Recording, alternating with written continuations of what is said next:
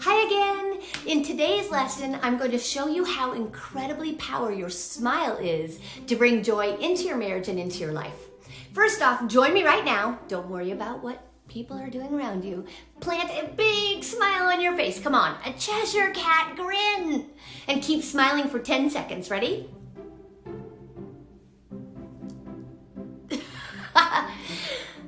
Now take a big breath and release. This practice immediately releases tension, and it also releases the feel-good neurotransmitters of dopamine, serotonin, and endorphins. It also improves and bolsters your mood and leads to joy. Just a 10-second smile. Crazy, right? Anytime you want to improve your mood, all you have to do is that 10-second smile. Sometimes you have to fake it till you make it. We all know it's good to put a smile on your face when we meet somebody new, but have you tried it first thing in the morning with your man or kids? How about when you pick up the kids from school or when your spouse comes home? There's something magical about the way a smile can change your heart and make you more joy-filled. Remember, joy is your superpower, and a smile on your face is the way other people can see that joy in your heart. Let me tell you a short story about how this worked in my own marriage. Okay, the setting is our old, tiny, 850 square foot house. It had a big glass door in the front door, or big glass window in the front door, and my home office for the 2 home-based businesses that I was running was just inside in the living room. At that time, my husband started work early and finished work mid-afternoon. When he came home, I would often be distracted and busy, and usually in the middle of 10 things with paper strewn all around. Before I learned this little life hack, I would barely look up when he walked through the door, knowing that he really didn't like the living room to be a big mess, and trying to hurry and finish the project or task that was in front of me so I could get everything put away. I wanted to get dinner going and spend the evening with him. But my rush to finish backfired. I had thought I would make him happy by tidying up so we could have an evening together. But instead, when I basically ignored him, he was left feeling neglected and not appreciated for his work. And our evenings then were often filled with arguments and frustration. During that time, I was fortunate to get some new ideas to apply from Brendon Burchard, a life coach who taught about being intentional when walking through a doorway.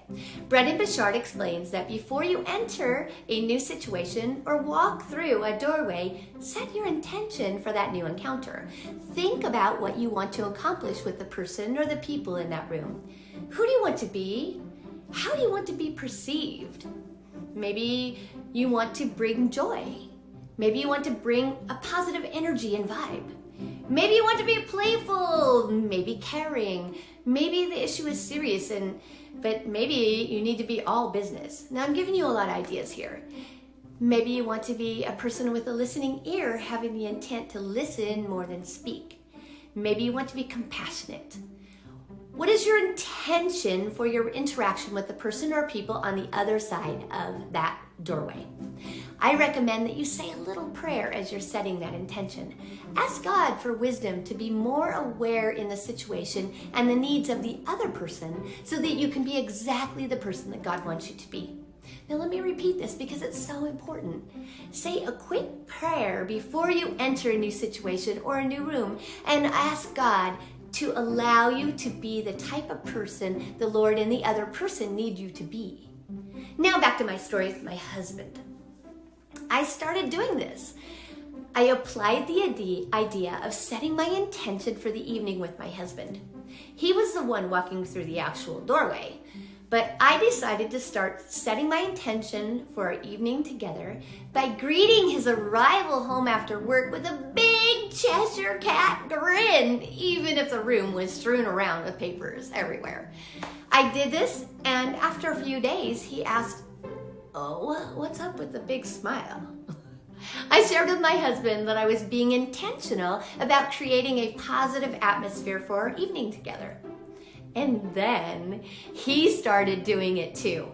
Every day when he reached the window of our little house, if I was in the living room working, he would put a huge Cheshire cat grin on his face and swoosh his nose up to the glass before walking in. I would return the grin. And this practice has absolutely transformed our home. Now, when either of us come home, often we grin and greet each other with joy and a welcoming reception. I can't tell you how much of a difference this one practice has made.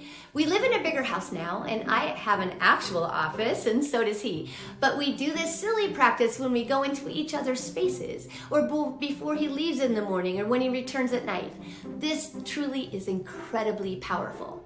Tonight, your homework will be easy. Just truly smile when you see your husband after work. See if he looks at you funny. That means you're doing it right. 10 full seconds. Bring that joy into your relationship. Do this daily. Every day this week. Smile too when you talk on the phone, or use smile text emojis or smile emojis in your texts. After you've done this for a few days, take a moment to tell us in the Facebook group how it's working for you. Now, the next lesson will be about playfulness and how it will be the hidden strength of your marriage.